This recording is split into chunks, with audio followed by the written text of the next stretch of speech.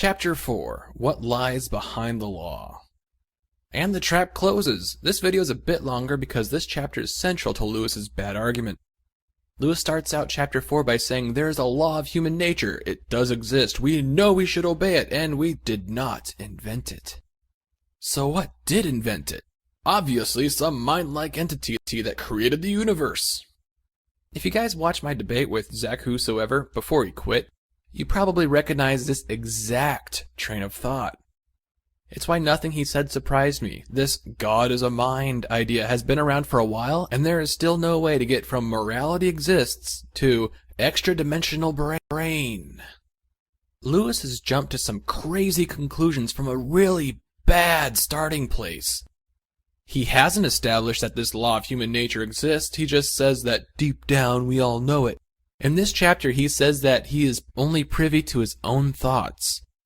So I guess that deep down we all know it business was something that he couldn't say. But let's grant him that this law does exist. Okay, I'll fight with one arm behind my back. Why is Lewis's conclusion that this law came from some mind that exists outside the universe? I'm guessing he played hooky the day that they taught about Occam's razor. How did we get to here? Lewis admits that when it comes to the creation of the universe, there are generally two views, the materialist view and the religious view. The materialist view, to use YouTube vernacular, is what science says. In his book, Lewis tries to make the materialist view look silly. Quote, people think that matter and space just happen to exist and always have existed. Nobody knows why, and that the matter, behaving in certain fixed ways, has just happened by a sort of fluke to produce creatures like ourselves who are able to think. By one chance in 1,000, something hit our sun and made it produce the planets, and by another thousandth of a chance, the chemicals necessary for life and the right temperature occurred on one of those planets, and on some of the matter of this earth came alive.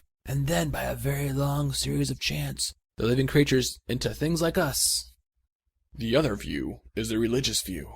According to it, what is behind the universe is more like a mind than it is like anything else we know. I can appreciate that he's using data from 60 years ago, if not older, but he's making the scientific view sound silly and his sound noble. His view is just as silly, if not more so. It's like the classic scenario where a creationist says to me, if you say people come from monkeys, why are there still monkeys? As if making my view look silly makes their ridiculous view more plausible. My response has always been, well, if you say that people come from dust, why is there still dust? So that's what I'm going to do here. I'm not going to make my side sound noble. You can actually read real scientists for that. I'm going to make their side look dumb. My theory, it's implausible to Lewis, that's fine. His theory is that the world came to existence when a ghost used speaking magic to spend 5 days making this planet, 1 day to make the rest of the entire universe. Dust to make a man, ribs to make a lady, a magic garden. It all got mucked up when a talking snake convinced the rib woman to eat a magic fruit. Lots of other things happened, but the story ends with the ghost killing himself, who is also his son, so that the people that don't eat the fruit don't have to be guilty of eating fruit, so that they don't go to a mythical plane of fire because they don't believe that the ghost committed suicide long ago to redeem them of a crime they didn't commit. Got it? The problem I have is Lewis's very low view of science. It's not as low as many creationists out there, but it's still lower than it should be.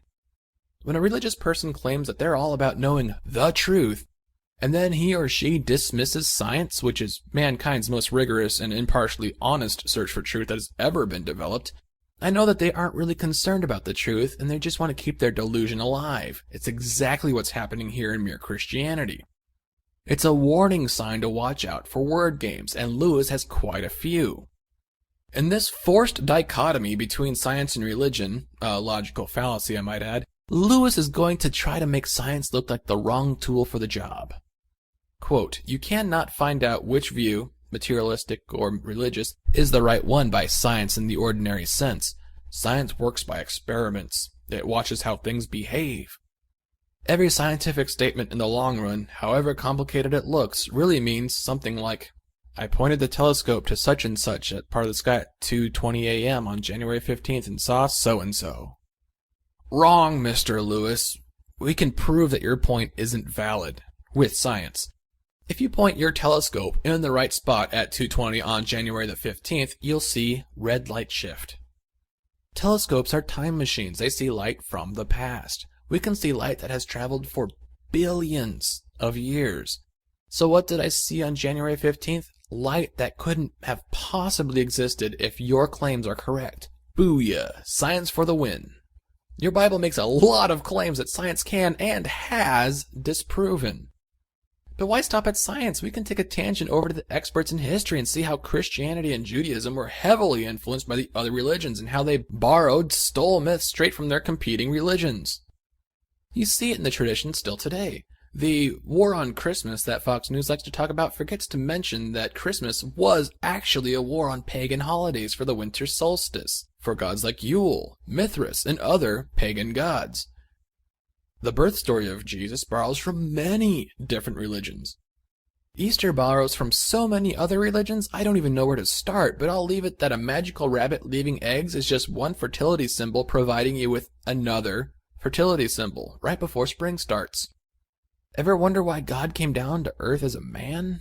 It's because all the other gods were coming down to earth in human. But Lewis keeps trash-talking science. Supposing science ever became complete so that it knew every single thing in the whole universe. Is it not plain that the questions, why is there a universe? Why does it go on as it does? Has it any meaning? Would remain just as they were? No, sir. It is not plain. The universe is here because gravity exists. If you want a further explanation, go ahead and read this book.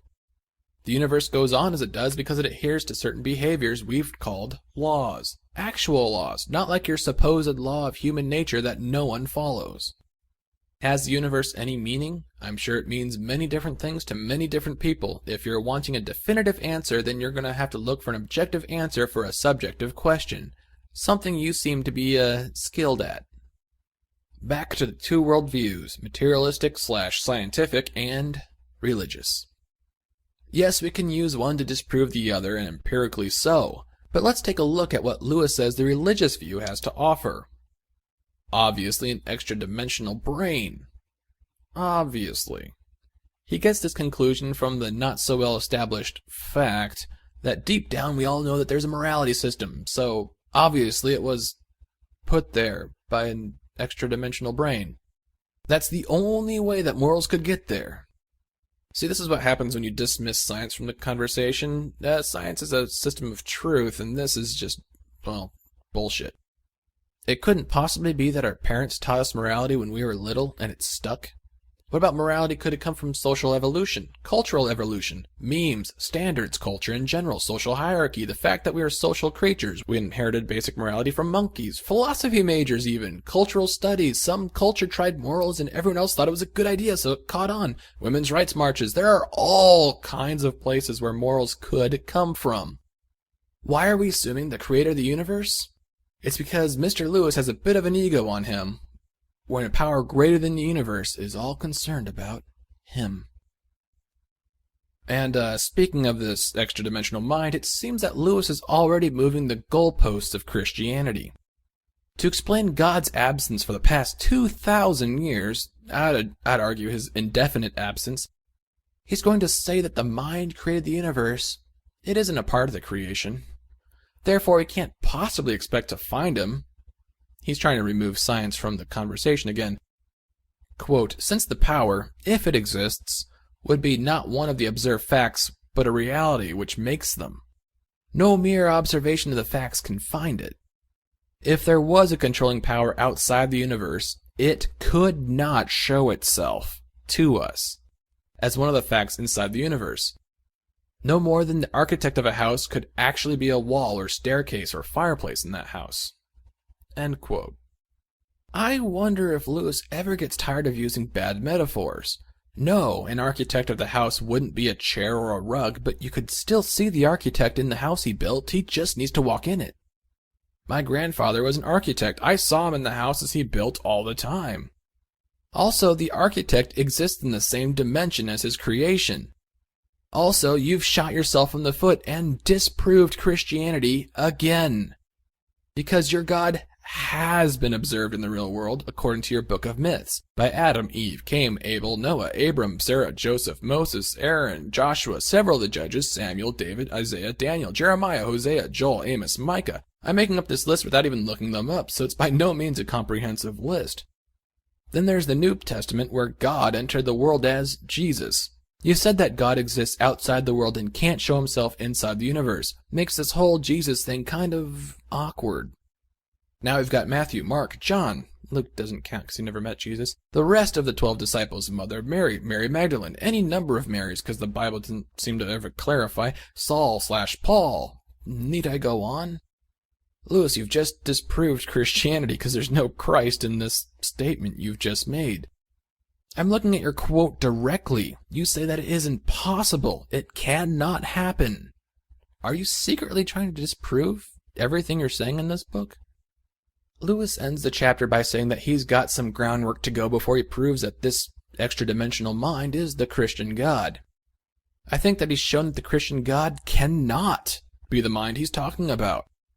Mr. Lewis is trying to push back the goalpost for his God so that his God will remain relevant in today's world. This isn't a new tactic. It's been happening for ages. Back in the day, God used to live in the sky. That's why he was so scared when the people of Babel tried to build a tower into heaven.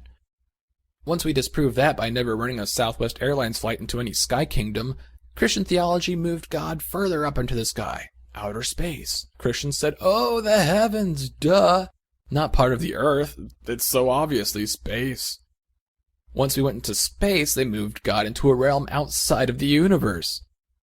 An atheist might be pleased with this because the universe is commonly defined as a place where everything in existence that does exist exists. And if God doesn't exist there, well, he doesn't exist. In any case, I'm eagerly awaiting string theory advancement to push God to a new place, one we don't find him outside of the universe. Mr. Lewis, I know where you went wrong. You tried to use sloppy philosophy to prove your God. You tried to discredit science so that it wouldn't prove you wrong. The problem is you're not very good at sloppy philosophy. You tried to sound sophisticated. And you were completely wrong about science being unable to answer these questions. It already has.